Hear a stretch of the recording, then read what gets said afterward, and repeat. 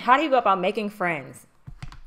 This is a question I get a lot, and I answered it on the last Q&A. And I struggle because I'm an introvert. So my desire to make friends is probably not as important as it is to extroverts. If there is an extrovert who watches this video, whether now or in the recording, and you go about making friends, tell us introverts how y'all make friends, because we just don't.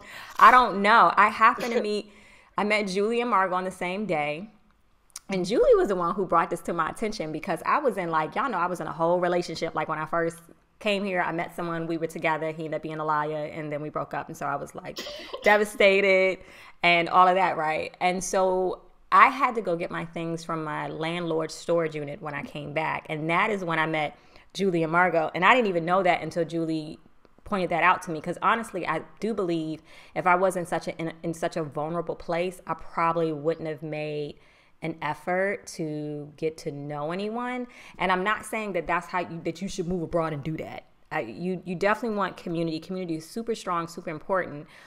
Even if you are a loner, if something happens to you, if you have to have surgery, you get, something horrible can happen to you. And if you know no one, you're going to have some problems. So I know, we got some fellow introverts, Introverts Unite, who definitely don't feel the need to be part of a large community, but you do need someone. You need someone, some couple people that you feel strongly against.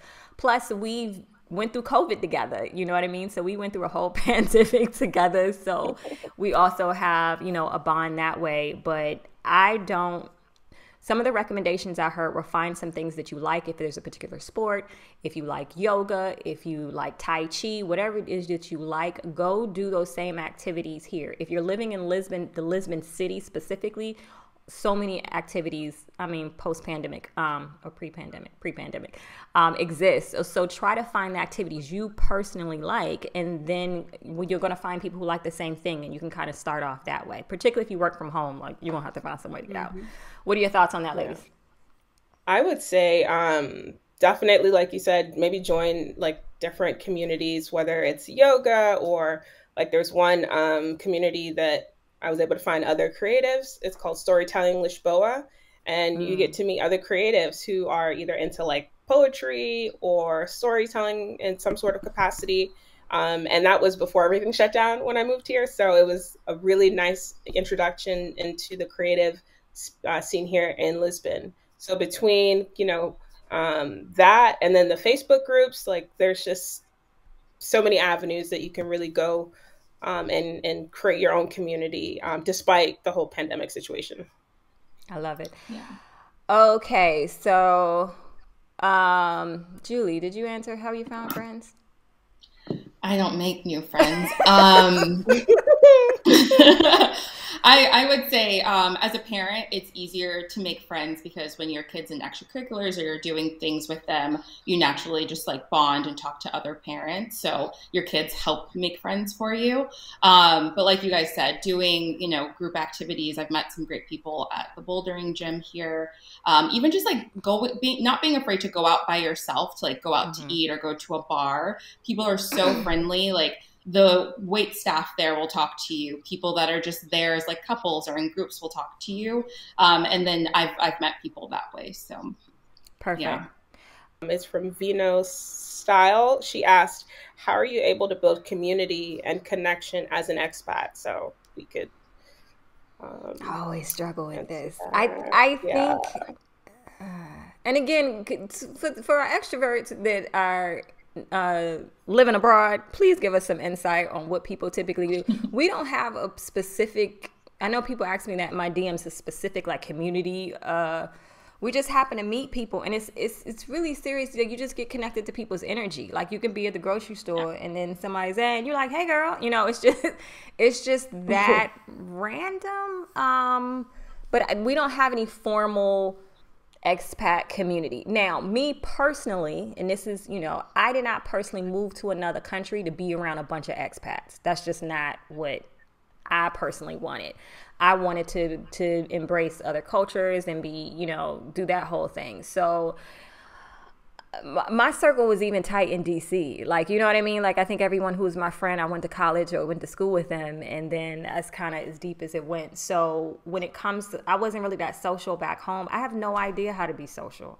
I mean, I could be extroverted like when I'm out, but then like I don't like people that much. I don't think that's horrible to say, but I like individuals, but like people as a whole, nah, I'm good. Yeah. And I think people also have to realize, like, we're still in the middle of a pandemic. So, you know, I don't think we're as social as we might be if we weren't in like a global health crisis right now. I know, like, I'm definitely not. For me, I never am. But for me, when I have like a pretty consistent routine and I go to the same places, and like when I work, sometimes I work out of a cafe, and I've met people there because we become regulars at places, and I've met people at bars that I frequent. So again, just like going out, just go out and talk to people. Right. If you want to talk to people. I don't usually want to talk to people, but if you want to talk to people, talk to people. Margot. I'll say, you know, like I mentioned earlier, really finding spaces where you might find like-minded people. So whether that's a co-work space or, you know, going to some sort of creative event, then you'll really be able to find your community. But it really depends on like what you're looking for. So I'd say like that is really the advice that I could share. Just leave the house. Another question. Leave the house. And people are generally friendly here as well. People are super nice. Even if you don't speak the local language. I agree. Cutie Pie, she says she's an extrovert, and as an adult making friends, you tread cautiously with introverts. First of all, I appreciate you for saying that because I don't feel like everybody does that. And shout out to you for acknowledging that. We appreciate it. But I use all outlets to make friends, i.e. chatting it up with everyone who is open to it. So how do you find out if people are open to it? I think that shout out to you. Here's what I found to be really interesting. And if Ty is watching, I found her, I was going to Ediseta and met her, and she's super, super dope. And she was so overcautious about being creepy that, you know, she kind of, every time she said something, she was like, this isn't creepy, is it? She's like, I don't want to just enjoy it. Is all right? And I find that people who are so worried about being creepy are nowhere near creepy. Like, they're super, super normal. But then the people who don't give a damn about your boundaries and being creepy are mad creepy. That is what I have found. Shout out to Ty. She is awesome. She actually had her whole baby here in Portugal. She's from the States. And adorable son. And I'm going to have her on. I'll try. We're going to go live again at some point. I'm going to bring everyone who had surgery in Portugal so that you can hear their experiences and know how that whole thing worked, because I know I would be terrified if I had to have surgery in another country. So they did it. They'll talk about the healthcare system, their experiences. We'll do that later in the month. But yeah, so shout out to Ty if you are watching.